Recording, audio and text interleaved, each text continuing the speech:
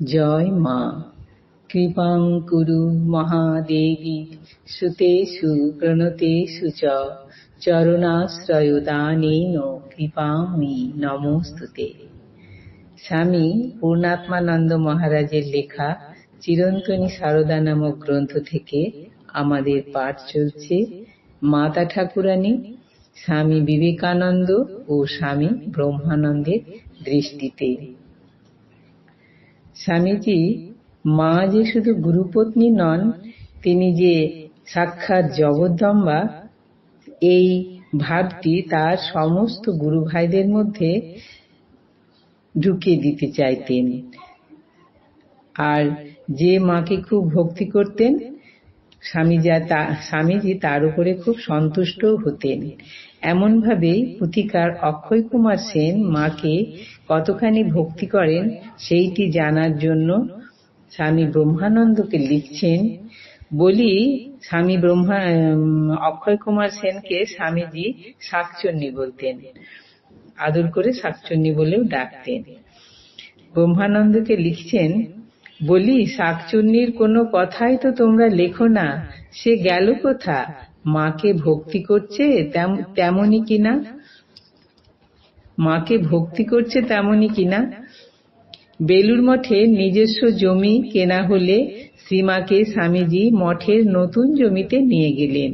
স্বামীজির দেওয়া নববস্ত্র পরিধান করে মা চেয়ারে বসলে মাকে ষষ্ঠাঙ্গে প্রণিপাত করে স্বামীজি অশ্রুপূর্ণ লোচনে করজোড়ে বললেন, মা, এতদিনে আজ আমার মাথায় যে বোঝা ছিল তা নেমে গেল।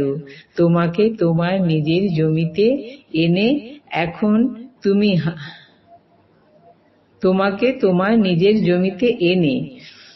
এখন তুমি হাঁপ ছেড়ে চারিদিকে বেড়াও, ঘুরে ফিরে দেখো।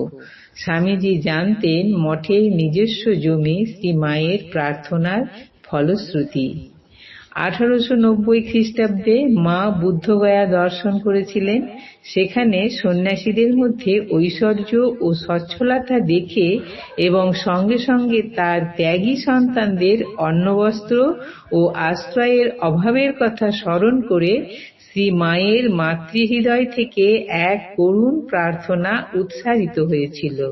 শ্রীমা এ সম্পর্কে স্বয়ং বলেছেন, বোধগয়ার মঠ, তাদের অত সব জিনিসপত্র, কোনো অর্থের অভাব নেই, কষ্ট নেই, দেখে কাঁদতুম আর ঠাকুরকে বলতুম, ঠাকুর, আমার ছেলেরা থাকতে পায় না, খেতে পায় না, দুয়ারে দুয়ারে ঘুরে ঘুরে বেড়াচ্ছে, তাদের যদি অমন একটি থাকবার জায়গা হতো।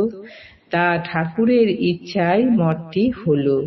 আবার অন্যত্র বলেছেন, আহা, এর অর্থাৎ মঠের জন্য ঠাকুরের কাছে কত কেঁদেছি, প্রার্থনা করেছি, তারপর থেকে নরেন ধীরে ধীরে এইসব করলে।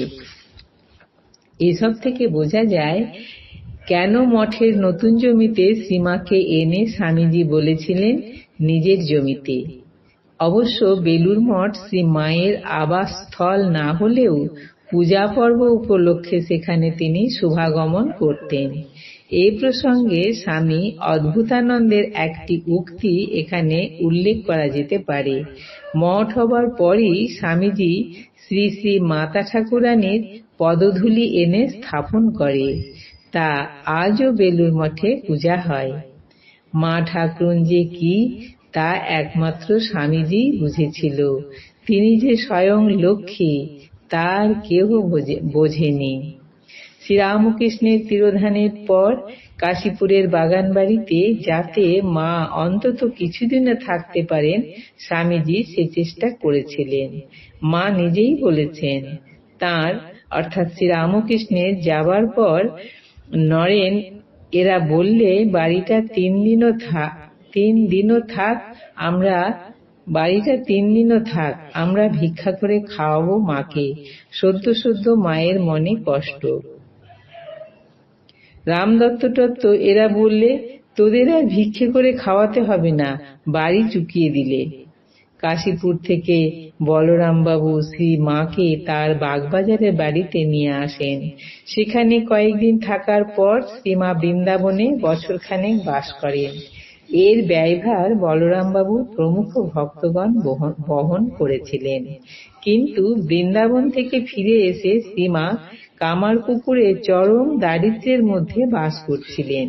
রানী রাসমণির দৌহিত্র এবং মথুরাবাবুর পুত্র ত্রৈলোক্যনাথ বিশ্বাস শ্রীমাকে মাসিক 7 টাকা করে দিতেন, কিন্তু কয়েক মাস দেওয়ার পর শ্রী মায়ের বৃন্দাবনে বাসকালেই কালীবাড়ির বিনু খাজাঞ্চি ও অন্যান্যরা ওই টাকা দেওয়া বন্ধ করে দেয়।